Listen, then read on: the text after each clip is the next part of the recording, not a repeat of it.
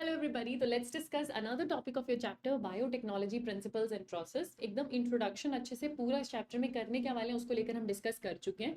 Second part जो हमें इस चैप्टर में डिस्कस करना होता है वो है टूल्स, है ना। आप पूरा प्रोसेस समझोगे। जेनेटिक इंजीनियरिंग का पहला जो प्रिंसिपल है उसका अपने पूरा प्रोसेस समझना होता है। तो वो प्रोसेस का एक हाईलाइट हम ऑलरेडी ले चुके हैं, इंट्रोडक्शन हम ऑलरेडी ले चुके हैं कि हमें एक आरडीएनए बनाना है। आरडीएनए बनाएंगे किसी वेक्टर की मदद से, क्योंकि वेक्टर हमारा व्हीकल की तरह बिहेव करेगा। उसको क्लोन करवाना है तो उसको किसी होस्ट में भेजना होगा, और होस्ट के अंदर जाने के बाद आपका क्लोनिंग होगा, आपको अपनी मर्जी का आपका डिजायर्ड प्रोडक्ट मिलेगा। कैसे कैसे ये प्रोसेस होगा डिटेल अभी आप आगे देखोगे, लेकिन उससे पहले करने के लिए आपको क्या क्या टूल्स चाहिए। तो ओवरऑल पूरा एक genetically modified organism, genetically modified cell, है ना, बनाने के लिए आपको क्या क्या चाहिए। सबसे पहले इंपॉर्टेंट चीज आपको एंजाइम चाहिए। एंजाइम आपको क्या चाहिए और कौन सा चाहिए? एंजाइम हमको चाहिए बेटा रेस्ट्रिक्शन एंडोन्यूक्लियस एंजाइम। जो अभी आपने देखा कि दो इंपॉर्टेंट डिस्कवरी, उसमें से सबसे इंपॉर्टेंट डिस्कवरी थी रेस्ट्रिक्शन एंजाइम। रेस्ट्रिक्शन एंजाइम आपको क्यों चाहिए? आपको आपका डिजायर्ड जीन कट करना है ना, जो आपको आपका जीन ऑफ इंटरेस्ट चाहिए उसको आपको कट करना है, तो आपको रेस्ट्रिक्शन एंजाइम चाहिए। सेम एंजाइम से आप आपका व्हीकल, आपका वेक्टर में कट लगाओगे ताकि इन दोनों को आप कंबाइन कर सको। तो रेस्ट्रिक्शन एंजाइम आपको चाहिए ताकि आप कट लगा सको, है ना, आप आपके डीएनए में कट लगा सको। ये कट आपको जीन ऑफ इंटरेस्ट में भी लगाना है और ये सेम कट आपको वेक्टर में भी लगाना है, ताकि ये दोनों जुड़कर आपका रिकॉम्बिनेंट डीएनए बना सके। इस रिकॉम्बिनेंट डीएनए को बनाने के लिए इन दोनों में जीओआई और वेक्टर को ज्वाइन करने के लिए आपको फिर से एक एंजाइम चाहिए जिसका नाम है डीएनए लाइगेज। और जब आप इसको होस्ट में ले आओगे तो इसकी क्लोनिंग के लिए होस्ट में एक और वेक्टर, एक और एंजाइम होना चाहिए जिसका नाम है डीएनए पॉलीमरेज। ये डीएनए पॉलीमरेज आपको होस्ट में चाहिए, क्योंकि होस्ट की मशीनरी का डीएनए पॉलीमरेज यूज कर आरडीएनए डुप्लीकेट कर लेता है। और आई उसके पास ऑलरेडी होता है क्योंकि वो प्लाज्मिड के पास होता है। और डीएनए लाइगेज जो है वो आपके जीन ऑफ इंटरेस्ट और वेक्टर को ज्वाइन करने में मदद करेगा। डीएनए लाइगेज जो है वो वेक्टर के साथ जीन ऑफ इंटरेस्ट को ज्वाइन करने में आपकी मदद करेगा। आपको एंजाइम्स के साथ साथ एक वेक्टर चाहिए, ऑफ कोर्स एक क्लोनिंग वेक्टर चाहिए जिसका साइज बड़ा हो, जिसके अंदर सिलेक्टेबल मार्कर एंजाइम्स हो, ऐसी मार्कर साइट्स हो, ताकि आप पहचान तो कर सको कि आपका आरडीएनए होस्ट के अंदर एंटर किया है या नहीं किया। वो कैसे पता चलेगा? उसकी स्क्रीनिंग के लिए वेक्टर्स की कुछ प्रॉपर्टीज होनी चाहिए। वेक्टर के पास ओराई होना चाहिए, वेक्टर के पास सिलेक्टेबल मार्कर होना चाहिए, अभी हम डिटेल में देखेंगे। और लास्ट एंड थर्ड जो आपके पास इंपॉर्टेंट चीज आती है वो एक कॉम्पिटेंट होस्ट है। आरडीएनए बनाने के बाद आरडीएनए को अपना एक कॉम्पिटेंट होस्ट चाहिए जिसके अंदर आप उसकी एंट्री करवा सकते हो, तो वो भी आपको चाहिए। ठीक है, तो एंजाइम भी चाहिए, क्लोनिंग वेक्टर भी चाहिए और कॉम्पिटेंट होस्ट भी चाहिए। तीनों चीजें आपको यहाँ पर चाहिए। बढ़िया, आगे देखते हैं, एक एक करके इनको डिस्कस करेंगे। सबसे पहले हम किसको डिस्कस कर रहे हैं? एंजाइम को। एंजाइम आपको तीन तरीके के चाहिए। आपको रेस्ट्रिक्शन एंडोन्यूक्लियस एंजाइम चाहिए, आपको डीएनए पॉलीमरेज चाहिए, आपको डीएनए लाइगेज चाहिए। डीएनए लाइगेज और डीएनए पॉलीमरेज का सीधा सीधा फंक्शन है। डीएनए लाइगेज जो है वेक्टर और जीओआई को ज्वाइन करने का काम करेगा, पॉलीमरेज क्लोनिंग में मदद करेगा। लेकिन जो पहला एंजाइम है, जो रेस्ट्रिक्शन एंजाइम है, इसके बारे में हमें थोड़ा सा डिटेल में पढ़ना होता है। कहाँ से ऑब्टेन हुआ, कितने तरीके के होते हैं, क्या स्पेसिफिक साइट होती है, इन सब से क्वेश्चन आता है। इनका नोमेनक्लेचर कैसे होता है उस पर भी क्वेश्चन आता है। तो बेटा पहले एक चीज समझो, एंजाइम, वो एंजाइम मैं यहाँ पे स्पेसिफिकली किसकी बात कर रही हूँ? जो न्यूक्लियस है, यानी न्यूक्लिक एसिड में डीएनए आरएनए में कट लगाएगा। ये जो न्यूक्लियस होते हैं, हो सकता है कि ये एक्सोन्यूक्लियस हो सकता है ये एंडोन्यूक्लियस हो। एंडोन्यूक्लियस में आपके पास एक टाइप आता है जो कि आप पढ़ते हो रेस्ट्रिक्शन एंडोन्यूक्लियस के नाम से, जो आपको इस टॉपिक में पढ़ना होता है ना। नेक्स्ट आपके पास क्या आता है? रेस्ट्रिक्शन एंडोन्यूक्लियस आपके पास आता है। ठीक है, अगर ये मेरे पास डीएनए है, ये 5' एंड है, ये 3' एंड है, तो एक्सोन्यूक्लियस एकदम एंड से कट लगाता है। एंडोन्यूक्लियस अंदर सेंटर में कट लगाता है, पर एक्सोन्यूक्लियस एकदम एंड पे कट लगाता है। हो सकता है वो यहाँ से कट लगाना शुरू करे, हो सकता है वो यहाँ से कट लगाना शुरू करे। एक एक फॉस्फोडाइस्टर बॉन्ड तोड़ता जाता है, न्यूक्लियोटाइड्स को अलग करता जाता है ना। तो जो एंड पे कट लगाए वो एक्सोन्यूक्लियस। यहाँ पर मैं एक डबल स्ट्रैंडेड डीएनए आपके लिए बना देती हूँ, ये 5' ये 3'। ठीक है, एंडोन्यूक्लियस सॉरी एक्सोन्यूक्लियस ने कट लगाया। दोबारा अगर आप एक डबल स्ट्रैंडेड डीएनए बनाओ, ये 5', ये 3', ये 3', ये 5'। अगर जो कट लग रहा है बेटा वो कहीं सेंटर में लग रहा है तो उसको आप क्या बोलते हो? एंडोन्यूक्लियस। अब अगर मैं बात करूं रेस्ट्रिक्शन एंडोन्यूक्लियस की, तो ये 5' है, ये 3' है, ये 3' है, ये 5' है। सबसे पहली चीज जो रेस्ट्रिक्शन एंडोन्यूक्लियस है वो दोनों स्ट्रैंड में कट लगाता है। अगर यहाँ कट लगा रहा है तो यहाँ पर भी एक स्पेसिफिक साइड पे कट लगाएगा। दोनों स्ट्रैंड्स पर कट लगाता है, पहली चीज। दोनों स्ट्रैंड्स पर कट लगाएगा। दूसरी चीज, वो साइट एकदम स्पेसिफिक होगी जहां पर कट लगाएगा। एक फिक्स्ड न्यूक्लियोटाइड का सीक्वेंस होगा जिसको वो पहचानता है जहां पर वो कट लगाता है। इसको आप लोग बोलते हो रेस्ट्रिक्शन साइट। इसको आप लोग बोलते हो रेस्ट्रिक्शन साइट। या फिर इसको पैलिंड्रोम भी कहते हैं, या फिर इसको पैलिंड्रोमिक साइट भी कहते हैं। अब सिर्फ इसलिए नहीं कि रेस्ट्रिक्शन को पैलिंड्रोमिक साइट भी कह सकते हैं, एक्चुअली जो कुछ न्यूक्लियोटाइड का सीक्वेंस आपको रेस्ट्रिक्शन साइट पे मिलता है वो पैलिंड्रोमिक सीक्वेंस होता है। पैलिंड्रोमिक सीक्वेंस मतलब वो जिसको अगर एक डायरेक्शन से मैं रीड करूं या दूसरी डायरेक्शन से रीड करूं वो सेम ही रीड किया जाए। जैसे कि इसमें एक एग्जांपल आपके पास आता है मलयालम का, मलयालम का। अब इसको आप आगे से रीड करो पीछे से रीड करो, मलयालम को आप मलयालम ही रीड करते हो, एकदम सेम स्पेलिंग आती है। जैसे आप नितिन नाम को रीड करो तो आप यहाँ से रीड करो या वहां से रीड करो आपको सेम ही नाम दिखाई देगा। वैसे ही बेटा अगर मेरे पास एक डीएनए है जो 5 प्राइम टू 3 प्राइम है यहाँ पे, और 3 प्राइम टू 5 प्राइम है यहाँ पे, इसके अंदर इकोर 1 आपका एक रेस्ट्रिक्शन एंजाइम है जिसका नाम है इकोर 1, उसको कट करने के लिए एक रेस्ट्रिक्शन साइट होती है आपके पास GAATTC। अब जी का कॉम्प्लीमेंट्री बनाओ तो सी, ए का टी, ए का टी, टी का ए, टी का ए और जी, ये कॉम्प्लीमेंट्री सीक्वेंस बनेगा। अब अगर मैं इसको 5 प्राइम टू 3 प्राइम रीड करूं तो क्या रीड कर रही हूँ, GAATTC, राइट। अगर मैं इसके कॉम्प्लीमेंट्री स्टैंड पे इस डायरेक्शन में इसको रीड करूं तब भी मेरे पास क्या बन रहा है, GAATTC। तो ऐसा किसी पैलिंड्रोम सीक्वेंस को आपका रेस्ट्रिक्शन एंडोन्यूक्लियस ढूंढेगा और इसमें कहीं पर भी कट लगाना हो सकता है। हो सकता है कट जी और ए के बीच में इस स्टैंड पे लगे तो इस स्टैंड में भी जी और ए के बीच में लगेगा, वो साइड फिक्स होगी। हो सकता है ए और टी के बीच में लगना हो तो यहाँ पर भी ए और टी के बीच में लगेगा। तो दोनों स्ट्रैंड पे दो सेम न्यूक्लियोटाइड के बीच में कट लगाता है आपका रेस्ट्रिक्शन एंडोन्यूक्लियस। और ये हमें कहाँ से मिले थे, ये हमें बैक्टीरिया से आइसोलेट किए थे, बैक्टीरिया ने अपने डिफेंस के लिए इनको रखा होता है। ठीक है, रेस्ट्रिक्शन एंजाइम क्या है, रेस्ट्रिक्शन एंजाइम का काम होता है डीएनए मॉलिक्यूल को ब्रेक करना। रेस्ट्रिक्शन एंजाइम रिस्पॉन्सिबल होते हैं डीएनए में कट लगाने में एकदम स्पेसिफिक लोकेशन पे। ये आपके पास पीवाईक्यू में आया हुआ है, बहुत सिंपल लगेगा आपको, ठीक है। रेस्ट्रिक्शन एंडोन्यूक्लियस का काम क्या है, ये डीएनए का ड्यूप्लेक्स, पूरा ड्यूप्लेक्स कट करते हैं, स्पेसिफिक पॉइंट पे कट करते हैं। There single stranded free ends are called sticky ends which can be joined by DNA ligase. यहीं पर दूसरे एंजाइम का नाम आ गया विच इज डीएनए लाइगेज। अब ये स्टिकी एंड क्या होता है, ये ब्लंट एंड क्या होता है, अभी आपको अच्छे से समझ में आ जाएगा। इस पॉइंट को मैं यहाँ पर मार्क कर रही हूँ, ये चीज अभी हम होल्ड पे रख रहे हैं। स्टिकी और ब्लंट एंड में विद डायग्राम आपको सिखाऊंगी, तो टेंशन नहीं लेना, ठीक है। रेस्ट्रिक्शन एंजाइम की हम बात कर रहे थे तो हमें दो तरीके के रेस्ट्रिक्शन एंजाइम मिलते हैं। एंजाइम जो न्यूक्लियस होता है वो एक्सो न्यूक्लियस भी हो सकता है, वो एंडो न्यूक्लियस भी हो सकता है। अगर न्यूक्लियोटाइड को एकदम एंड पे, एकदम टर्मिनल पे कट करे तो एक्सो न्यूक्लियस। अगर एक स्पेसिफिक पोजीशन जो है वो डीएनए के बीचों बीच है, विद इन द डीएनए, किसी एंड पर नहीं है, ठीक है, and it do not cleave the end, याद रखना कोई टर्मिनल एंड पे क्लीव नहीं होगा, सेंटर में होगा तब आप उसको एंडो न्यूक्लियस बोलते हो। एंडो का मतलब ही अंदर होता है और एग्जिट का मतलब ही, एक्सो का मतलब ही बाहर है, ठीक है। और ये आपका पास पीवाईक्यू भी है। ये समझना बहुत सिंपल था, आई होप ये समझना बहुत सिंपल हो। यहाँ पर देखो आपको बहुत बढ़िया तरीके से एक एक्सो न्यूक्लियस और एंडो न्यूक्लियस का डिफरेंस समझ में आ जाएगा। ये आपके पास एक डबल स्ट्रैंडेड डीएनए बेटा दिखाई दे रहा है आपको। एक्सो न्यूक्लियस किसी एक स्ट्रैंड में एंड से कट लगाना शुरू करता है। मान लेते उसने एंड से कट लगाया और ये 3 न्यूक्लियोटाइड्स को यहाँ पर जाकर कट कर दिया एकदम एंड पे। तो एंड पे कट लगाया और ये टुकड़ा निकल गया, ये काम किसका है, ये जो ए फंक्शन आपको दिख रहा है, ये ए फंक्शन किसका है, एक्सो न्यूक्लियस का है। ये ए फंक्शन किसका है, एक्सो न्यूक्लियस का है। अब ये वाला फंक्शन देखो, अब आप ये वाला फंक्शन देखो, ठीक है। अब आप ये वाला फंक्शन देखो, यहाँ पर भी अच्छा, ये दोनों एंडो न्यूक्लियस ही हैं। यहाँ ए पता नहीं क्यों लिखा है, यहाँ ए नहीं लिखा होना चाहिए था, है तो ये एंडो न्यूक्लियस ही है, तो ये एंडो न्यूक्लियस ही। देखो आपके पास ये रहा डीएनए, ये रहा डीएनए। अब इस डीएनए में सेंटर से एक टुकड़ा कट किया है, सेंटर से एक टुकड़ा कट किया तो ऑफ कोर्स वो एंडोन्यूक्लियस ही है ना, लेकिन यहाँ पर एक स्ट्रैंड में कट लगा है। जो रेस्ट्रिक्शन एंडोन्यूक्लियस होता है वो दोनों स्ट्रैंड में सेम पोजीशन पर कट लगा है ना। मान लेते हैं ये उसका सीक्वेंस रहा होगा जहां पर उसको कट लगाना था। अगर इधर भी इन दोनों के बीच में कट लगाया तो इधर भी इन दोनों के बीच में कट लगाता है। अभी विद एग्जाम्पल आप देखोगे, विद न्यूक्लियोटाइड आप देखोगे तो आप और अच्छे से समझ जाओगे। पर इतना जरूर समझो कि अगर एकदम कॉर्नर से कट लगाया जाता है तो एक्सो न्यूक्लियस, सेंटर से कट लगाया जाता है तो एंडो न्यूक्लियस। ये भी आपके पास एंडो न्यूक्लियस है, एक स्ट्रैंड में कट लगाने वाला भी एंडो न्यूक्लियस है, दोनों में कट लगाने वाला भी, लेकिन क्योंकि सेंटर में लगा रहा है तो ये भी एंडो न्यूक्लियस है, रिस्ट्रिक्शन एंडो न्यूक्लियस है, ठीक है। फिर आपको एक डीएनए पॉलीमरेज चाहिए, ऑफ कोर्स आपको एक डीएनए पॉलीमरेज चाहिए। ये क्या करेगा, डीएनए पॉलीमरेज डीएनए का रेप्लिकेशन करता है। एक आपके पास स्ट्रैंड होती है और उससे एक नए स्ट्रैंड को आपको सिंथेसाइज करना होता है। जो स्ट्रैंड आपके पास होती है वो डीएनए टेम्पलेट की तरह बिहेव करती है, सेमी कंजर्वेटिव मॉडल चलता है।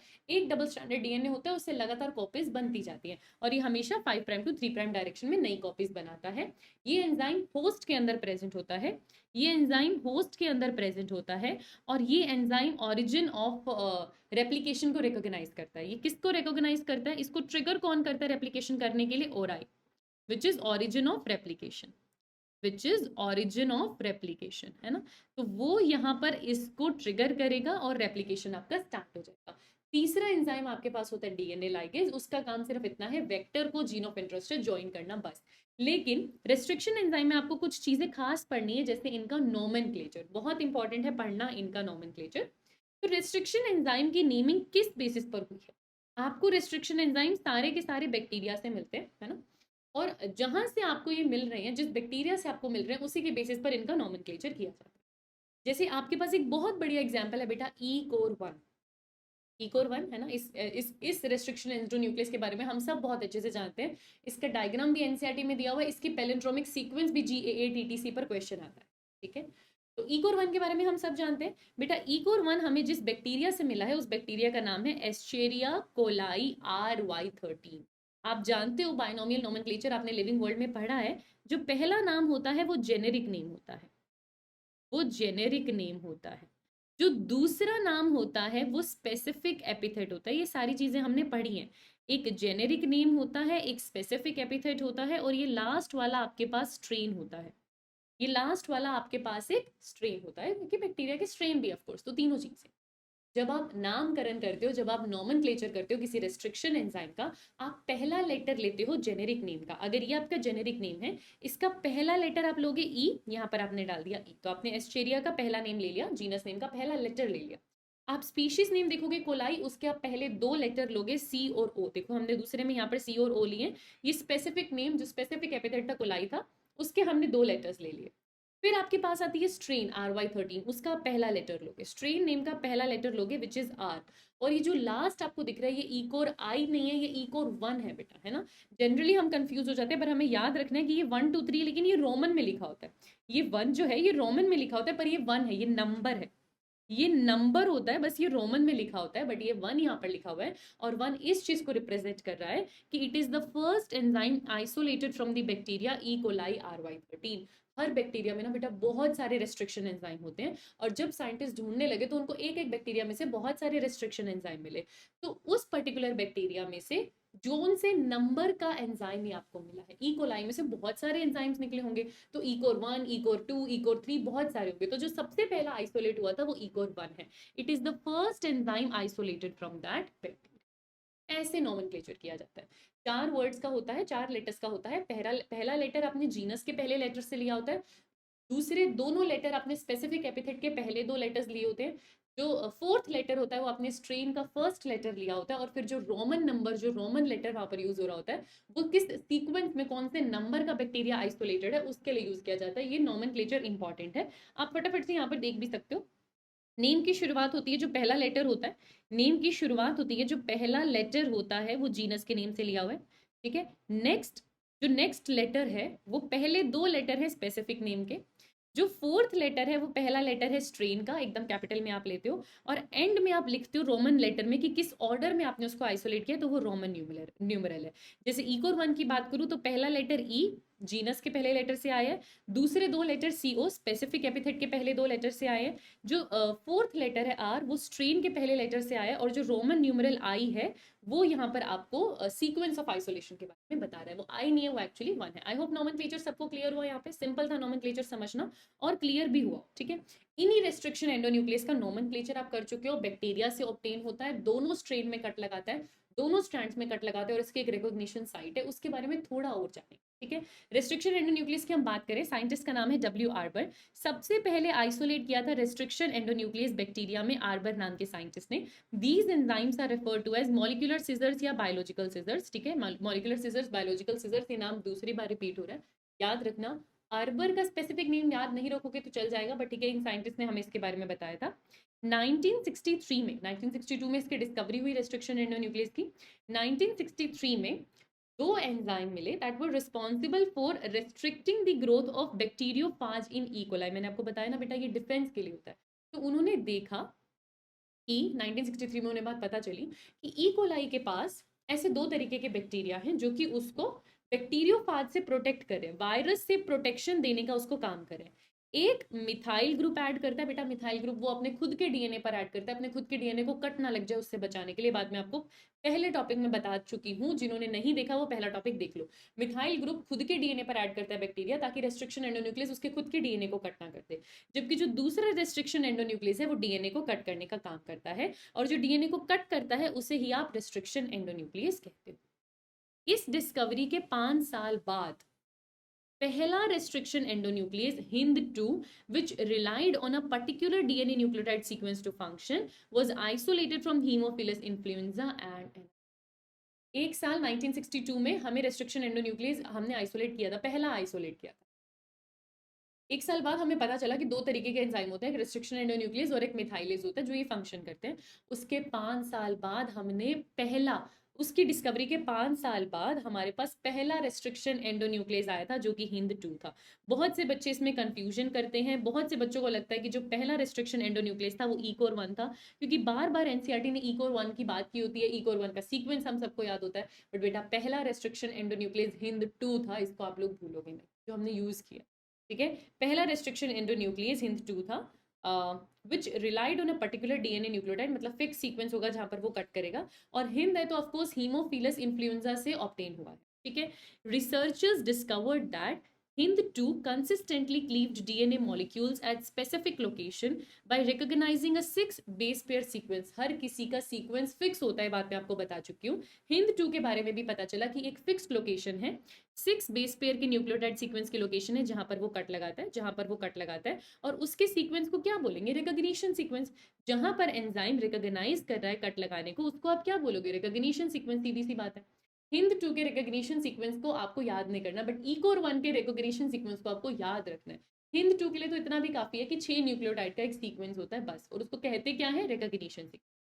आज के टाइम में 230 स्ट्रेन्स ऑफ बैक्टीरिया से, क्योंकि एक बैक्टीरिया में बहुत सारे एंजाइम होते हैं, तो 230 स्ट्रेन्स ऑफ बैक्टीरिया से कितने 900 रेस्ट्रिक्शन एंजाइम से भी ज्यादा, ओवर लिखा हुआ है यहाँ पे, 900 रेस्ट्रिक्शन एंजाइम से भी ज्यादा रेस्ट्रिक्शन एंजाइम्स आप आइसोलेट कर चुके हो। हर किसी का अपना एक डिस्टिंक्ट रिकॉग्निशन सीक्वेंस होता है, जैसे कि HIND2 का है, उसके सिवा बाकी सबका होता है। तो एक फिक्स सीक्वेंस है। 230 स्ट्रेन्स में से 900 एंजाइम्स आज आपके पास हैं। पहला डिस्कवर्ड आप लोग याद रखेंगे HIND2 है। HIND2 क्यों? क्योंकि सेकंड नंबर पर आइसोलेट किया गया होगा, बट इसको एज रेस्ट्रिक्शन एंजाइम हमने यूज किया है ना, जो हमने हीमोफिलस इन्फ्लुएंजा से लिया। रेस्ट्रिक्शन एंजाइम एक स्पेसिफिक रिकॉग्निशन सीक्वेंस को पहचानते हैं, जो स्पेसिफिक सीक्वेंस होता है, और वो पैलिंड्रोमिक सीक्वेंस होता है। बात मैं आपको ऑलरेडी बता चुकी हूँ।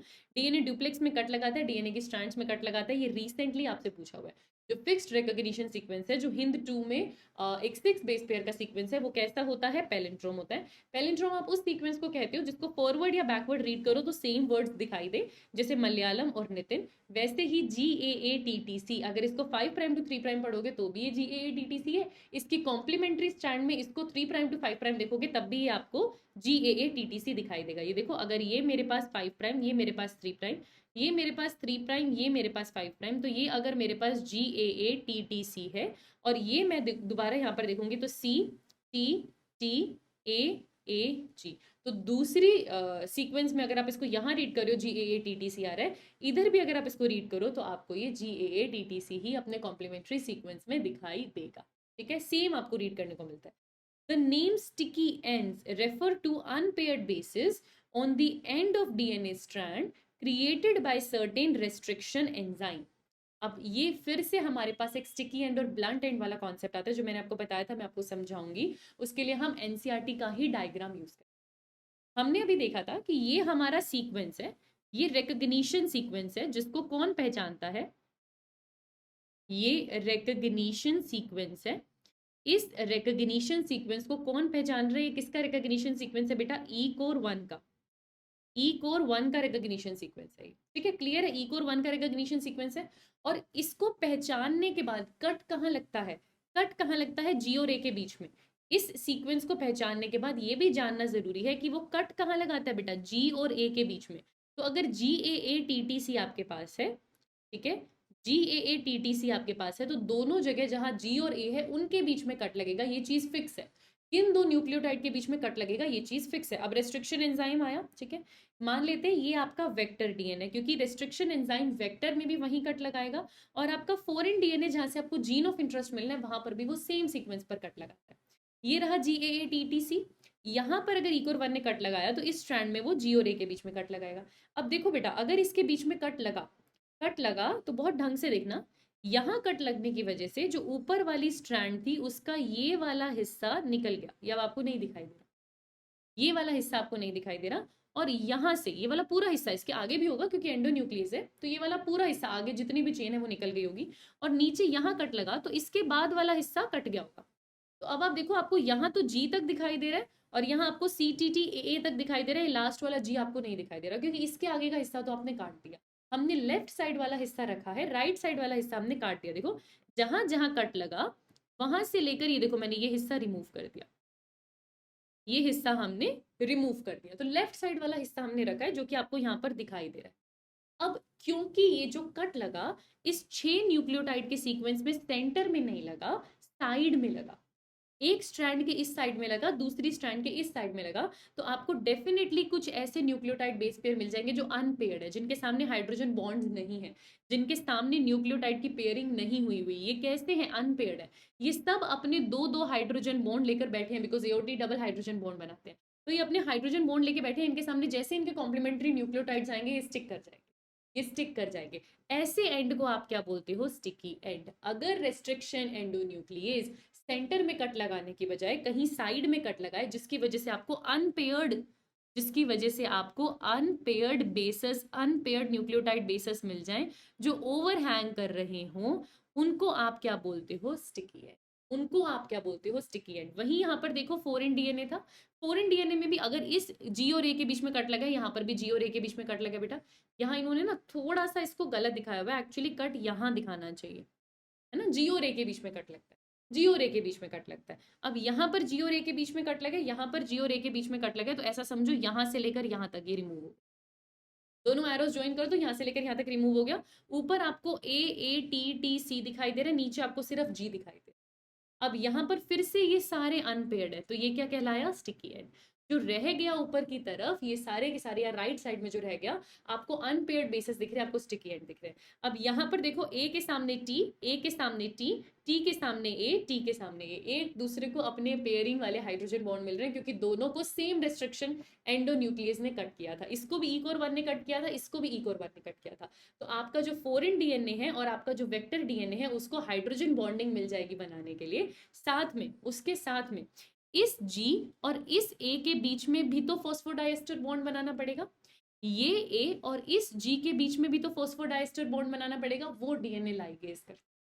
आई होप अब आप लोगों को क्लियर हुआ। जो दोनों ओवरहैंगिंग हिस्से हैं, जो अनपेयर्ड हिस्से हैं, वो तो हाइड्रोजन बॉन्ड बना लेंगे। ये देखो यहाँ से बचा क्या? इस G को इस A के साथ फॉस्फोडाइएस्टर बॉन्ड बनाना है, इस A को इस G के साथ फॉस्फोडाइएस्टर बॉन्ड बनाना है, वो डीएनए लाइगेज करता है। आप इन दोनों को ज्वाइन करते हो, डीएनए लाइगेज देते हो, और आपके पास एक रिकॉम्बिनेंट डीएनए बन के तैयार हो जाता है। ये था स्टिकी एंड।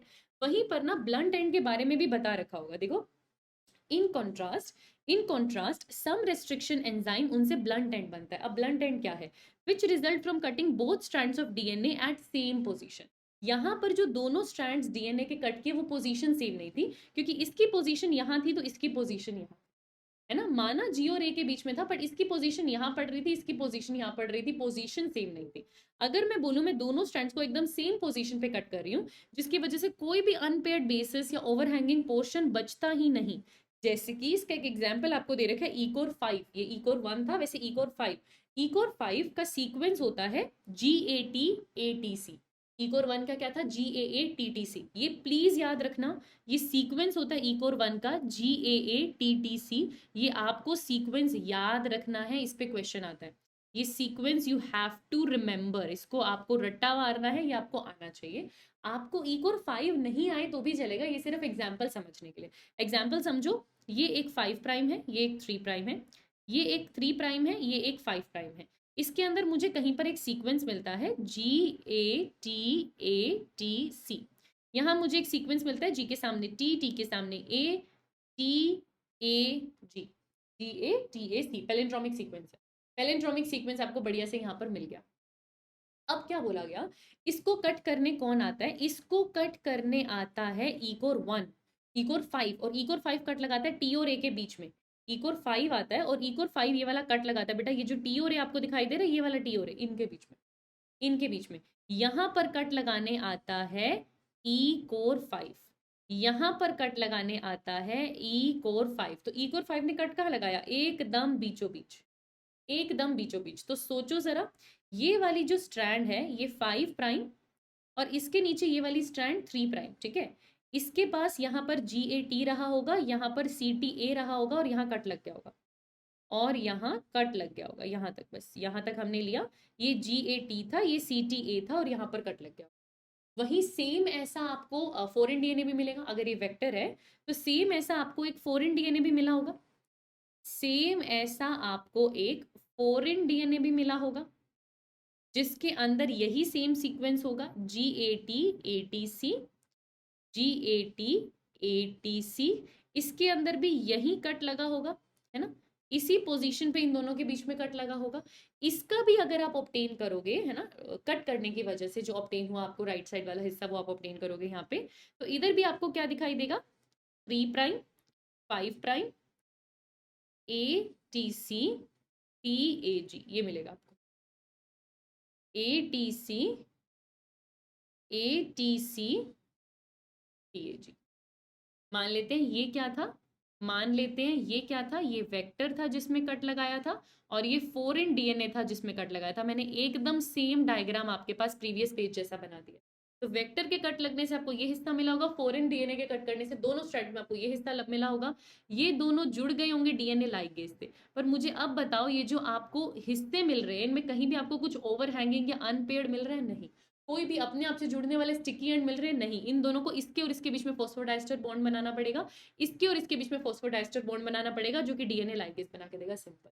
लेकिन यहाँ पर जब ये दोनों हिस्से रिमूव हुए थे, दोनों के अंदर हाइड्रोजन बॉन्ड बनाने के लिए, दोनों के अंदर हाइड्रोजन बॉन्ड बनाने के लिए स्टिकी एंड्स था, ओवर हैंगिंग अनपेयर्ड रीजन था, इसको आप बोलते हो स्टिकी एंड। तो एक सिंपल सी चीज याद रखना, अगर रेस्ट्रिक्शन एंडोन्यूक्लियस अलग अलग पोजीशन पे कट करता है तो वो स्टिकी एंड बनाता है, अनपेयर्ड बेसिस बनाता है। अगर वो सेम पोजीशन पर कट लगाता है तो वो ब्लंट एंड्स बनाता है, उसमें कुछ स्टिकी एंड्स नहीं बनते, तब आपको क्या मिलते हैं, ब्लंट एंड्स मिलते हैं।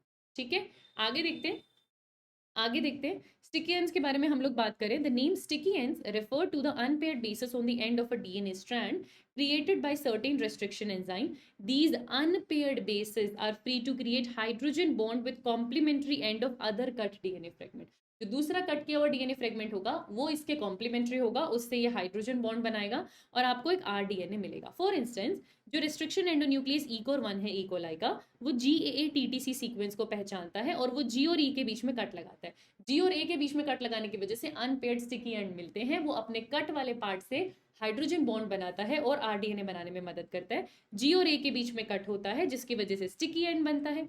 दोनों स्टिकी एंड बनते हैं वेक्टर का और फॉरेन DNA का, वो एक दूसरे से मैच करते हैं, कॉम्प्लीमेंट्री हैं, वो हाइड्रोजन बॉन्ड बना लेते हैं क्योंकि दोनों को सेम रेस्ट्रिक्शन एंजाइम से कट किया है, और फाइनली रिकॉम्बिनेंट DNA बन जाता है। आपने ये डायग्राम भी समझ लिया, आपने ये डायग्राम भी, रेस्ट्रिक्शन एंजाइम का नोमेनक्लेचर आपने देख लिया, पैलिंड्रोमिक सीक्वेंस आपने देख ली, रिकॉग्निशन साइट आपने देख ली। पहला एंजाइम HIND2 था जो आइसोलेट किया था, और ECOR1 का जो साइट है उसे GAATTC कहते हैं, वो आपको याद रखना है। उसके सिवा कुछ और की फीचर्स भी हैं रेस्ट्रिक्शन एंडोन्यूक्लियस के, देख लेते हैं हम क्या है। वही सारी बातें जो आपने पढ़ी है ना, उनको बस एक पॉइंट पे ले आए।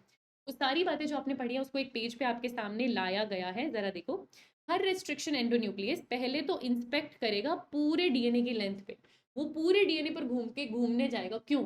क्योंकि वो ढूंढ रहा है अपनी रिकॉग्निशन, अपनी रिकॉग्निशन साइट ढूंढने के लिए बेटा वो पूरे DNA को इंस्पेक्ट करता है। एक बार उसको अपनी स्पेसिफिक रिकॉग्निशन साइट मिल जाती है तो वो DNA से जुड़ जाता है, उसकी दोनों स्ट्रैंड में कट लगाता है, डबल हेलिक्स में एकदम स्पेसिफिक पॉइंट पे कट लगाता है और शुगर फॉस्फेट बैकबोन को तोड़ता है, जो उसकी शुगर फॉस्फेट की बनी हुई बैकबोन है। देखो, शुगर फॉस्फेट की हम लोग कहते हैं कि शुगर और नाइट्रोजन बेस की वजह से हम बैकबोन कहते हैं, और फिर फॉस्फेट वहां पर होता है, सॉरी, शुगर फॉस्फेट की बैकबोन होती है और नाइट्रोजन बेस बीच में लैडर बनाते हैं ना, यही हम लोग पढ़ते हैं। ठीक है, तो उनके बीच में कट लगाता है, यानी फॉस्फोडाइएस्टर बॉन्ड तोड़ता है। एक्चुअली ये यहाँ पर आपको क्या कहना चाह रहा है कि जो रेस्ट्रिक्शन एंडोन्यूक्लियेज है वो फॉस्फोडाइएस्टर बॉन्ड ब्रेक करेगा, वो फॉस्फोडाइएस्टर बॉन्ड ब्रेक करेगा। Each restriction endonuclease recognizes specific palindromic nucleotide sequence in DNA, specific site को वो पहचानता है। These restriction enzyme cut the strand of DNA a little away from the centre of the palindromic, है ना। ये restriction enzyme centre से थोड़ा सा दूर कट कर रहा है। अगर वो दूर कट कर रहा है तो वो सेम पोजीशन पर कट नहीं करेगा, है ना। लेकिन किन दो बेसिस के बीच में कर रहा है ये सेम होता है। जैसे GATTC में जी और ए के बीच में कर रहा है वो फिक्स है, लेकिन अपोजिट स्ट्रैंड में दोनों का सेम पोजीशन नहीं बनेगा, जिसकी वजह से आपको कट करने के बाद एक single stranded portion, unpaired portion मिलेगा। उस ओवरहैंगिंग अनपेयर्ड पोर्शन को ही आप क्या बोलते हो, स्टिकी एंड। उसका कॉम्प्लीमेंट्री आपको दूसरे एंड पर कट हुआ मिलेगा, वो आपस में जुड़ जाएंगे और RDNA बनाएंगे। ये सारे पॉइंट्स हमने पढ़े हैं, उसको दोबारा से एक बार आपके लिए लिखा हुआ है, ठीक है। अच्छा, तो यहाँ पर क्या शुरू हो रहा है, नेक्स्ट आपके पास क्या है बेटा, separation and isolation of DNA fragments. अब यहाँ पर आपको एक स्पेशल फिनोमिना पढ़ना है, एक टेक्निक समझनी है, विच इज जेल इलेक्ट्रोफोरेसिस। देखो क्या बात है, सारे स्टेप आप लास्ट में रीड करोगे, हम रीड करेंगे, लेकिन आइडिया आपको लग चुका है कि हम क्या करने वाले हैं। तो हमें ये पता था कि एक आपको फॉरेन डीएनए मिलेगा जिसमें आपका जीन ऑफ इंटरेस्ट होगा, और आपके पास एक वेक्टर होगा, दोनों में कट लगाओगे। दोनों में कट कैसे लगता है आपने बहुत बढ़िया से सीख लिया। कट लगने के बाद दोनों को ज्वाइन कैसे किया जाता है, डीएनए लाइगेज, वो तो कोई बहुत बड़ी बात है ही नहीं। लेकिन जो आप इतनी देर में ये बात कह दे रहे हो आसानी से कि मान लेते हैं मुझे अपना जीन ऑफ इंटरेस्ट इस सेल से निकालना है, ये मेरा सेल है, यहाँ से मुझे जीन ऑफ इंटरेस्ट निकालना है। यहाँ पर एक डीएनए होगा, लंबा सारा डीएनए होगा, डबल स्टैंडर्ड, सर्कुलर भी हो सकता है, लीनियर भी हो सकता है। तो डीएनए होगा, इस डीएनए को आपको पहले आइसोलेट करना पड़ेगा। इतने बड़े, मान लेते हैं मेरा इंसुलिन का जीन निकाल के इकोलाई में डालना है, तो जो फॉरेन डीएनए है, जो जीन ऑफ इंटरेस्ट है, वो मेरा इंसुलिन जीन है। उसके लिए पहले मेरे किसी सेल से 2.2 मीटर लंबा डीएनए आप आइसोलेट करोगे, उसमें से उसके आप टुकड़े टुकड़े करोगे, उसको कट करोगे, उसको कट कर कर आप स्पेसिफिकली वो वाला हिस्सा निकालोगे जिसमें आपका जीन ऑफ इंटरेस्ट हो, यानी इंसुलिन का जीन हो। तो जाकर तो आप उसमें कट लगवाओगे ना रेस्ट्रिक्शन, या तो जाकर आप उसका रिकॉम्बिनेंट डीएनए में कन्वर्ट करोगे। कट तो खैर हमने पहले ही रेस्ट्रिक्शन एंडोन्यूक्लियस से लगा दिया। इतने सारे कट लगने के बाद आप पहचानोगे ना उसमें से आपका सीक्वेंस कौन सा है, तभी तो आप उसको वेक्टर से ज्वाइन करोगे RDNA बनाने के लिए। तो इस टेक्निक में आपको यही समझना है कि जो टुकड़े किए हुए डीएनए आपके पास होते हैं, जो रेस्ट्रिक्शन एंडोन्यूक्लियस से टुकड़े किए हुए डीएनए आपके पास होते हैं, उनमें से आप अपना डीएनए कैसे आइसोलेट। तो this is separation and isolation of DNA fragments. Fragments हो चुके हैं, टुकड़े हो चुके हैं, रेस्ट्रिक्शन एंडोन्यूक्लियस ने कट किया उसको स्पेसिफिक साइट पे, उसमें से आप अपना डीएनए कैसे पहचानोगे, उसको कैसे सेपरेट करोगे। तो द डीएनए फ्रेगमेंट्स जिनको किसने कट किया, रेस्ट्रिक्शन एंडोन्यूक्लियस ने कट किया, उसको सेपरेट और आइसोलेट करने में एक स्पेशल टेक्निक हमारी मदद करती है, विच इज जेल इलेक्ट्रोफोरेसिस। तो हम जेल इलेक्ट्रोफोरेसिस की एक बहुत बढ़िया सी टेक्निक यहाँ पर करेंगे, जहां से हमें हमारा डीएनए मिल जाएगा, फिर हम वहां से RDNA बनाएंगे। क्वेश्चन आया हुआ, ठीक है। क्या होता है जेल इलेक्ट्रोफोरेसिस में, बहुत सिंपल है, मैं एक एक पॉइंट आपको रीड करवाऊंगी, उससे पहले समझो, है ना, इस चीज को इमेजिन करो। ये बहुत बढ़िया डायग्राम आपको दिया हुआ है बेटा। ये जो पूरा कैन दिख रहा है आपको, ऐसे प्लास्टिक का या ग्लास का एक पूरा कैन होता है, ठीक है। एक पूरा यहाँ पे आपके पास बीकर कह लो, बीकर नहीं कह सकते इसको, पर ठीक है, इस तरीके से एक वेसल होता है। उसके अंदर एक जगह होती है आपकी जेल रखने की, और बाकी जगह में भरा जाता है बफर। एक जगह सेंटर में आपकी एगरोस की जेल होती है, और आसपास हर जगह भरा जाता है बफर। इस एगरोस की जेल को बाहर बनाकर लाया जाता है एक जेल कास्ट में। एक जेल कास्ट में आप एगरोज सॉल्यूशन को डालते हो, उस एगरोज सॉल्यूशन से जो एगरोज जेल बनती है वो आप बनी बनाई लाते हो, और इस जेल कास्ट के अंदर, है ना, आपका जेल कास्ट कह लो, जेल ट्रे कह लो, फिर आप उस जेल ट्रे को लाकर इस पर्टिकुलर बीकर के अंदर, इस पर्टिकुलर के अंदर, वेसल के अंदर आप रख देते हो, है ना। ये पूरा एक सिस्टम होता है जेल इलेक्ट्रोफोरेसिस का। वहां पर आपने ये जो कास्ट बनाया, ये इतना सा हिस्सा दिख रहा है आप सबको अलग से, ये जेल कास्ट है बेटा। ये जो इतना सा हिस्सा आपको दिख रहा है, यही आपकी एग्रोस जेल की जेल कास्ट है, जो आपने बाहर अलग से प्रिपेयर की है। ये आपने बाहर अलग से प्रिपेयर की होती है, ये आपने बाहर अलग से प्रिपेयर की होती है। इसको आप यहाँ पर लेकर आते हो, है ना, इस पूरे सिस्टम में लेकर आते हो, फिर पूरे सिस्टम को बफर से भर देते हो, इतना भर देते हो कि जेल के ऊपर तक पानी आ जाना चाहिए। पहले ये समझो इस जेल को बनाया कैसे जाता है। ये एग्रोस का सोल्यूशन है। इस तरीके से ना एक ट्रे ली जाती है बेटे, इस तरीके से मान लेते हैं एक ट्रे ली जाती है। इस ट्रे के अंदर पोर किया जाता है 1% एग्रोज सोल्यूशन, 1% एग्रोज सोल्यूशन, ठीक है। 1% एग्रोज सोल्यूशन इसमें पोर किया जाता है। देखो क्या होता है, थोड़ा सा एग्रोस क्या है, एक हाइड्रोकोलोइड है जो एल्गी से मिला है, हमने पढ़ा है ना इसके बारे में। तो जैसे आप अगार अगर की बात करते हो, वैसी सेम वही है ना, वैसा हाइड्रोकोलाइड सब्सटेंस है। लिया, बफर में मिक्स किया, एकदम पानी के अंदर घुल के ना पूरा एक सॉल्यूशन बनता है। कितना बनाना चाहिए कितना नहीं बनाना चाहिए, तो 1% जनरली यूज किया जाता है। एक बात यहाँ पर समझना, जितना ज्यादा एगरोज की कंसेंट्रेशन होगी, जितना ज्यादा एगरोज की कंसेंट्रेशन होगी, जितना ज्यादा उस सॉल्यूशन के अंदर एगरोज की कंसेंट्रेशन होगी, पोर साइज उतना छोटा होगा। जितना ज्यादा एग्रोज होगा उतने पास पास वो लिंकेज बनाएगा। तो जो बीच में पोर्स है, पोर हमको क्यों चाहिए, उस पोर के अंदर ही तो हमारा डीएनए ट्रैवल करेगा। हमारी जो जेल है, उस जेल के अंदर हमारे डीएनए को रन करना होता है बेटा। तो जेल जो बनती है, उस जेल के अंदर पोर साइज होता है जिसमें आपका डीएनए जा रहा होता है। जितनी ज्यादा थिक कंसेंट्रेशन, पोर साइज उतना कम। जितनी एगरोज की कंसेंट्रेशन कम होगी, उतना ही पोर साइज ज्यादा होगा। तो कभी अगर आपसे पूछा जाए क्या एगरोस की कंसेंट्रेशन का डीएनए के फ्रेगमेंट्स की लेंथ या पोर साइज पर फर्क पड़ता है? बिल्कुल पड़ता है। जितनी ज्यादा डेंस एगरोस होगी, पोर साइज उतना कम होगा, जितनी कम होगी उतना ज्यादा होगा। पहली चीज तो ये, जहां से क्वेश्चन आता है तो ये आपको पता होना चाहिए। जनरली हम जो लैब में बनाते हैं 1% एगरोस का सोल्यूशन लेते हैं, पानी में मिक्स, पानी नहीं बफर में मिक्स करते हैं, सोल्यूशन बनता है पूरा का पूरा। अभी वो पानी जैसा है, अभी वो लिक्विड है, उसके अंदर ना यहाँ पर एक कोम्ब डाल देते हैं इस तरीके से। सच में बेटा कोम जैसा कोम होता है। इस प्लेट को ऐसे इमेजिन करो, ये प्लेट है ना, ट्रे है आपकी, जेल ट्रे, जिसमें आपने एग्रो सोल्यूशन भर दिया, पूरा लिक्विड है वो आपने इसमें पोर कर दिया, अच्छे से उसको फैला दिया। यहाँ पर एक कॉम्ब लगा होता है जिसके ऐसे ऐसे इस तरीके से ना ब्रश के फिंगर्स लाइक सब्सटेंसेस हैं, फिंगर लाइक स्ट्रक्चर है, तो वो कॉम्ब गया हुआ है। अब वो कोम्ब वाली जगह में पानी रुकेगा ना उस एरिया में, क्योंकि उस स्पेस को किसने लिया हुआ है? कोम्ब ने। बाकी पूरा का पूरा आपका एग्रोज भरा हुआ है। एग्रोज ऐसा है, हाइड्रोकोलाइड है, जिसको थोड़ी देर अगर आप रखोगे तो वो जेल में कन्वर्ट हो जाए। तो जब आप थोड़ी देर उसको सॉलिडिफाई होने देते हो तो वो पूरा लिक्विड जेल में कन्वर्ट हो चुका होता है, सिवाय उस जगह जहां पर आपका कॉम था। जब आप देखते हो कि पूरी जेल में कुछ भी लिक्विड नहीं है, सारा जेल में कन्वर्ट हो चुका है, हिल नहीं रहा, पानी कहीं भी नहीं हिल रहा, पूरी जेल बन चुकी है, आप ये कॉम को धीरे धीरे धीरे धीरे स्ट्रेट कर कर उठा लेते हो। तो आपके पास जो जेल ट्रे बनकर तैयार होती है, वो जेल ट्रे ऐसी बनी है, एकदम सॉलिडिफाई सी जेल ट्रे होती है। लेकिन यहाँ पर जहां जहां से आपने वो कॉम्ब उठाया होता है, वहां वहां पर वेल्स बन चुके होते हैं, वहां वहां पर एक जगह बन चुकी होती है, वहां वहां पर वेल्स बन चुके होते हैं। और आपके जो डीएनए के फ्रेगमेंट्स का सैंपल है, जो आप रेस्ट्रिक्शन एंडोन्यूक्लियस से कट कर कर लाए हो, वो सैंपल आपके पास इन्हीं वेल्स के अंदर आप उसको पोर करते हो। उस डीएनए के फ्रेगमेंट के सैंपल को इन्हीं वेल्स के अंदर, माइक्रो पिपेट, छोटी छोटी पिपेट्स होती हैं, उनकी मदद से इनके अंदर उनको पोर किया। जेल तैयार होगी मेरे पास, अभी मैंने डीएनए नहीं डाला, जेल तैयार होगी मेरे पास, उसमें मेरे पास वेल्स है जहां पे जगह है डीएनए डालने की। इस जेल को लाकर इस पूरे सिस्टम में डाला जाता है, इस सिस्टम को कनेक्ट किया जाता है। देखो बेटा, पूरा वोल्टेज देकर पावर सोर्स से इसको कनेक्ट किया हुआ है। पावर सोर्स में एक तरफ एनोड लगाया हुआ है, एक तरफ कैथोड लगाया हुआ है। इतनी सी चीज तो आप जानते हो कि एनोड वाली साइड पॉजिटिवली चार्ज होती है और कैथोड वाली साइड नेगेटिवली चार्ज होती है। हमेशा जेल ट्रे को ऐसे रखा जाता है कि ये जो वेल्स वाली साइड है जिसमें आप सैंपल रखोगे, वो हमेशा कैथोड वाली साइड की तरफ रखी जाए, वो हमेशा कैथोड की साइड की तरफ रखी जाती है। क्यों? बेटा, डीएनए जो होता है आपके पास, उसके अंदर फॉस्फेट है, बैकबोन में फॉस्फेट है, जिसकी वजह से डीएनए नेगेटिवली चार्ज्ड है, जिसकी वजह से डीएनए नेगेटिवली चार्ज्ड है। अब जैसे ही ये वोल्टेज में ऑन करूंगी, पावर सोर्स बटन ऑन किया जाता है, इलेक्ट्रिसिटी पास होती है, तो आपको पता है नेगेटिव किसकी तरफ जाएगा? पॉजिटिव की तरफ। तो डीएनए किसकी तरफ जाना चाहता है? एनोड यानी पॉजिटिव की तरफ। तो इनिशियली उसको कहाँ रखा जाता है? कैथोड यानी नेगेटिव, इस तरफ डीएनए को रखा जाता है। जैसे आप सिस्टम ऑन करोगे, डीएनए इस जेल के अंदर से मूव करने लगेगा ताकि वो एनोड की तरफ पहुंच पाए, पहली चीज। ठीक है, तो आपने क्या किया? जेल ट्रे बनाई, जेल ट्रे में आपने सिर्फ एग्रोस भरा, उसको आपने यहाँ पे रखा।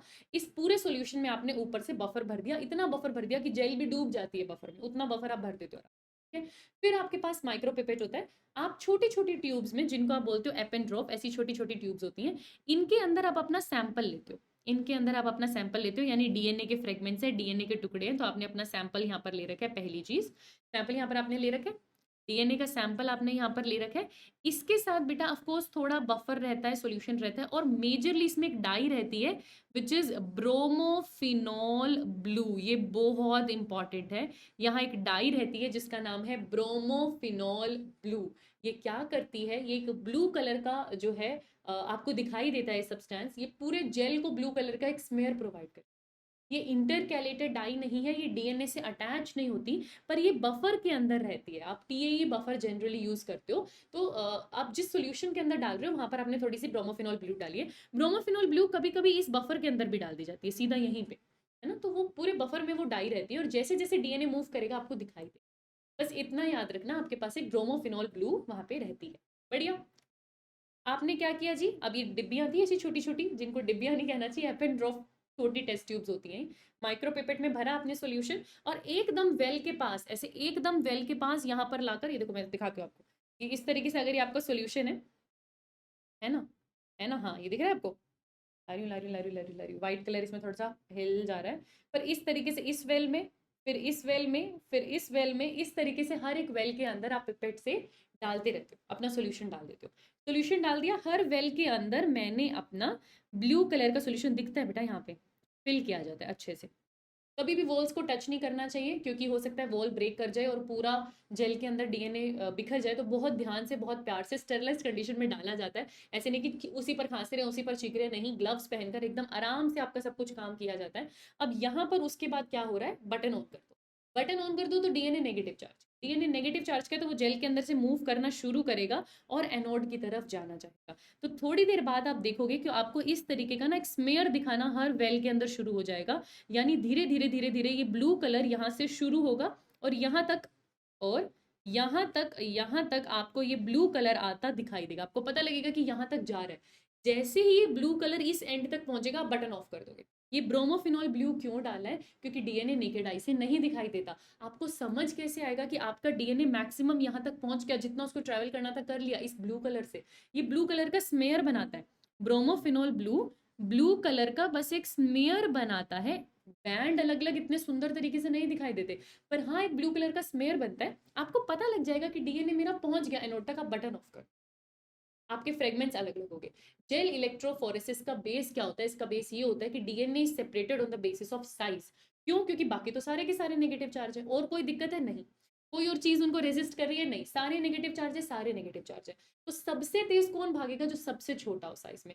जितना डीएनए जितना बड़ा होगा बेटा, मान लो सिंगल स्ट्रैंडेड लीनियर डीएनए इतना बड़ा है, अब वो ऐसे कर कर अगर यहाँ पर चल रहा है तो जेल के अंदर फंस जाएगा, बहुत लंबा नहीं ट्रैवल कर पाएगा। वहीं अगर वो छोटा सा है, वो टुकड़ा कोई छोटा सा टुकड़ा है, तो वो फटाफट एक तीसरे एंड की तरफ या एनोड की तरफ भागेगा। तो जेल इलेक्ट्रोफोरेसिस का जो ये पूरा कॉन्सेप्ट होता है, इस कॉन्सेप्ट में एक्चुअली आप कर ही क्या रहे हो, इस कॉन्सेप्ट में एक्चुअली आप कर ही क्या रहे हो, you are separating the DNA on the basis of, separating DNA fragments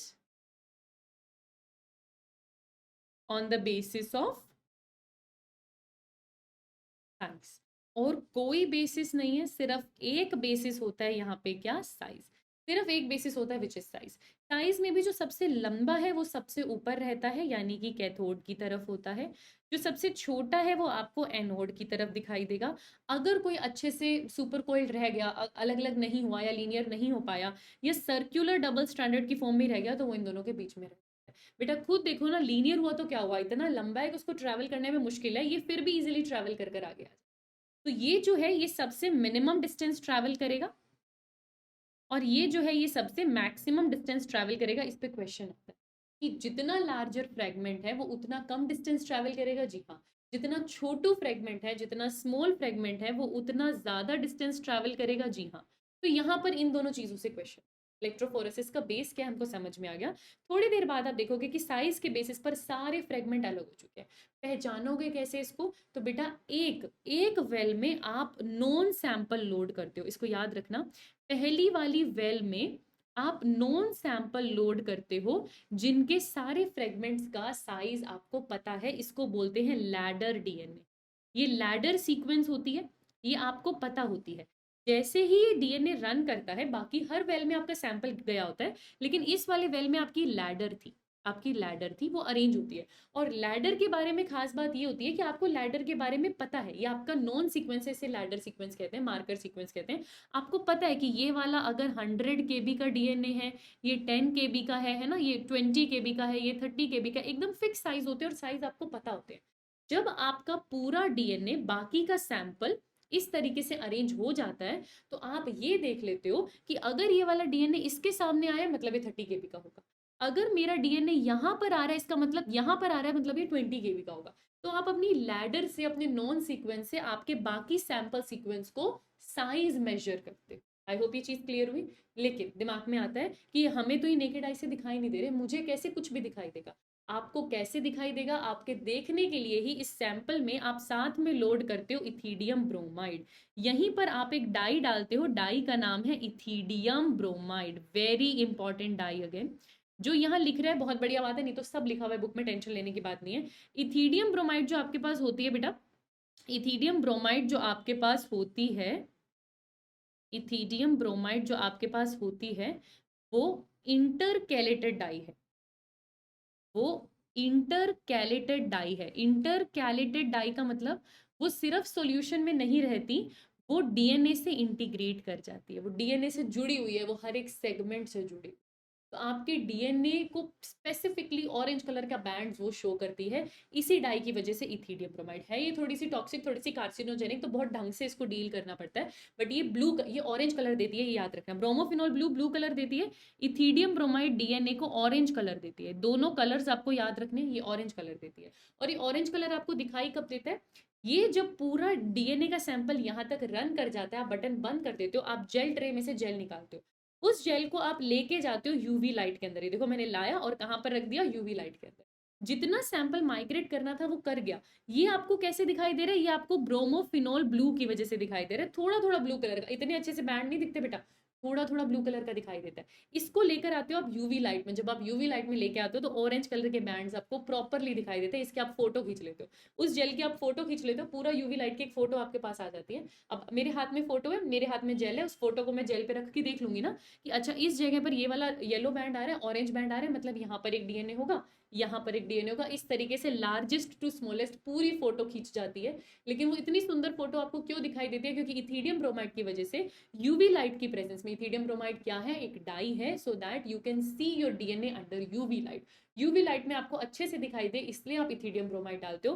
पूरा बैंड बनता है, उसकी एक फोटो खींच लेते हो। फोटो खींचने से आपको पूरी जेल में समझ में आ जाएगा, अच्छा ये वाला डीएनए इतने सेगमेंट का है, ये वाला डीएनए इतने केबी का है, ये वाला इतने केबी का है। पूरा एक सीक्वेंस बैंड का आपके पास आ जाता है। अब मुझे पता है कि मैंने मेरे जीन में से इंसुलिन जीन निकाला है, और मान लेते हैं मेरा इंसुलिन जीन तो 40 केबी का होना चाहिए। तो मैंने देखा मेरे लैडर में 40 केबी यहाँ पर आ रहा है, लैडर के सामने 40 केबी में मेरे सैंपल में ये बैंड आ रहा था, ये मेरा जीन होगा। ऐसे थोड़ी बेटा, इतना आसान थोड़ी है। इतनी सारी मेहनत करी तो आपको पता लगा कि अच्छा मेरे 40 केबी के लैडर के सामने ये वाला डीएनए आ रहा है। जरूरी नहीं है सिर्फ एक बैंड हो, कभी कभी 2-3 बैंड भी होते हैं, और हर बैंड में बहुत सारे डीएनए फ्रेगमेंट्स होते हैं। तो आप क्या करोगे? आपको एटलीस्ट इतना समझ में आ गया उस फोटो देखने की वजह से। अगर मैं उस फोटो को आप जेल के सामने रखना एकदम, और एकदम मैच करके देखना कि अच्छा ये वाला जो मेरा डीएनए है, ये वाला मेरा इंसुलिन का लग रहा है, क्योंकि वो भी 40 केबी का होता है। फिर आपको इस जेल में से इस डीएनए को बाहर निकालना, एकदम ऐसे कट कर कर इसका सेक्शन लेकर इसको बाहर निकालना होता है। इस जेल में से डीएनए को बाहर निकालने को कहते हैं इल्यूशन। एक बार आपको आपका डीएनए मिल गया कि मेरा डीएनए ये वाला है, और आप 100% श्योर कैसे होगे कि आपका यही वाला डीएनए? आप इस डीएनए को बाहर निकालो, आपको अपना इंसुलिन जीन पता है ना, उस इंसुलिन जीन के कॉम्प्लीमेंट्री प्रोब बना लो। प्रोब बेस्ट चीज होती है। प्रोब क्या होता है? कोई सिंगल स्टैंडर्ड डीएनए बना लिया जिसमें कोई रेडियो एक्टिविटी शो हो रही है, ठीक है। तो अगर ये आपका इंसुलिन का जीन होगा, अगर ये आपका इंसुलिन का जीन होगा, आपके पास इसका कॉम्प्लीमेंट्री डीएनए है, उससे मैच कर कर देख लो। और क्योंकि वो रेडियो एक्टिव होता है, वो प्रोब है, वो रेडियो एक्टिव होता है, वो शाइन करता है, आपको समझ में आ जाता है कि ये मेरा जीन है। अब जब आपको फाइनल हो चुका है ये आपका जीन है, उसको आप जेल से बाहर निकालो, क्योंकि अब आपको इसको वेक्टर से ज्वाइन करना है। अब आपको इसको वेक्टर से ज्वाइन करना है, तो जेल से बाहर निकालने के प्रोसेस को कहते हैं इल्यूशन। आई होप आपको पूरा जेल इलेक्ट्रोफोरेसिस कंप्लीट अच्छे से समझ में आया हो। जेल बनाने से लेकर एग्रोस जेल ट्रे में कास्ट करना, वेल में पोर करना, बटन दबाना, एनोड तक जाना, साइज के बेसिस पर बटन बंद करना। क्योंकि ब्रोमोफिनॉल ब्लू था तो ब्लू स्मेयर आपको दिखाई देना, वही आपको बताएगा कब बटन बंद करना है। सबसे बड़े साइज का सबसे ऊपर रह जाता है, सबसे छोटे साइज का सबसे आगे आ जाता है। जेल को यूवी लाइट में देखने के लिए आपने इथीडियम ब्रोमाइड डाला था, आपको एक एक बैंड अच्छे से वहां पर दिखाई देता है। आपने एक लैडर सीक्वेंस डाला था जिसके बारे में सारा कुछ आपको पता था, वहां से आपको आपका डिजायर डीएनए दिख गया कि अच्छा मेरा वाला डीएनए ये रहा। वो उसको आप निकालोगे बाहर, जिसको आप कहते हो इल्यूशन। तो यही तो हमें करना था, मुझे सेपरेशन करना था मेरे डीएनए फ्रेगमेंट का, उसको आइसोलेट करना था। तो वो आप कैसे करते हो? जेल इलेक्ट्रोफोरेसिस प्लस इल्यूशन से। सारे पॉइंट्स यहाँ पर बनाए हुए, इसको हम देख लेते हैं, तो हमें हमारा डीएनए मिल जाएगा। हमारे डीएनए को फिर हमें किससे ज्वाइन करना है? वेक्टर से। तो नेक्स्ट पॉइंट में हम वेक्टर्स के बारे में पढ़ेंगे, कितने तरीके के वेक्टर्स हैं, कैसे हम उनके बारे में पढ़ें, ठीक है। अच्छा, तो जेल इलेक्ट्रोफोरेसिस देखो यहाँ पे, जेल इलेक्ट्रोफोरेसिस की अगर मैं बात करूं, it is a method of separation of DNA fragments on the basis of their size. ये बहुत इंपॉर्टेंट है, ये सारा डिवीजन साइज के बेसिस पर हो रहा है। सबसे पहले एगरोस जेल का मैट्रिक्स प्रिपेयर किया जाता है। एगरोस एक पॉलीमर है, एक पॉलीहाइड्रोकोलोइड है, जो कि सीवीड एल्गी से ही आपको यहाँ पर मिलता है। देखो ये क्वेश्चन आया हुआ है, ठीक है। तो ये एक पॉलीमर है, आपको मिल गया। आपने जिस सॉल्यूशन में डीएनए के फ्रेगमेंट्स थे उसको आप जेल में लोड करते हो, जो वेल्स होते हैं उनमें लोड करते हो, और आप उस जेल को रन करते हो तो आपने वोल्टेज दे रखी है, इलेक्ट्रिक फील्ड दे रखी है, आप उसको रन करते हो। क्योंकि डीएनए सारे के सारे नेगेटिवली चार्ज हैं, वो पॉजिटिव चार्ज की तरफ जाते हैं, यानी कि वो एनोड की तरफ जाते हैं। एनोड की तरफ जाते हैं जैसे आप इलेक्ट्रिसिटी देते हो। तो जो डीएनए फ्रेगमेंट सबसे छोटा होगा साइज में, वो बहुत इजीली पास करेगा और सबसे दूर तक वही जाएगा, और जबकि जो लार्जर फ्रेगमेंट होगा वो पीछे रह जाएगा। हर हर पॉइंट पे पीवाईक्यू है, आप खुद देख सकते हो, हर पॉइंट पे पीवाईक्यू है। डीएनए रन करने के बाद इन्होंने बोला है उसको स्टेन करते इथीडियम ब्रोमाइड से। बेटा रन करने से पहले भी डाल सकते हो, बाद में स्टेन करने की जरूरत नहीं है। आपने बफर में आप जेल बनाते वक्त डाल दो, आप डीएनए सैंपल में डाल दो, इथीडियम ब्रोमाइड डालोगे। इथीडियम ब्रोमाइड की वजह से ये डीएनए फ्रेगमेंट्स आपको यूवी लाइट में दिखेंगे, इसके बिना आपको दिखाई नहीं देंगे। ये जो स्टेन डीएनए होते हैं ये ब्राइट ऑरेंज कलर के होते हैं। देखो 2 साल से क्वेश्चन आ रहा है, इथीडियम ब्रोमाइड से डार्क ऑरेंज कलर का बैंड बनता है। जब आप उस डीएनए को यूवी लाइट में देखते हो, फिर आप वहां से उनको कट कर सकते हो, अपने यूजर्स के लिए एक्सट्रैक्ट कर सकते हो। इस प्रोसेस को बोलते हैं इल्यूशन। इस तरीके से ऐसे कट कर कर खींच लेते हैं बेटा, सीधा सीधा ऐसे वो बना होता है, खांचा सा बना होता है, डालते हैं उसको, कट कर कर निकाल लेते हैं, ठीक है। और फिर उसमें से डीएनए निकाल लेते हैं। जो डीएनए फ्रेगमेंट मिला है उसको आप प्यूरिफाई करोगे और उससे आप आरडीएनए बनाओगे, क्योंकि आप उसको क्लोनिंग वेक्टर से ज्वाइन करोगे।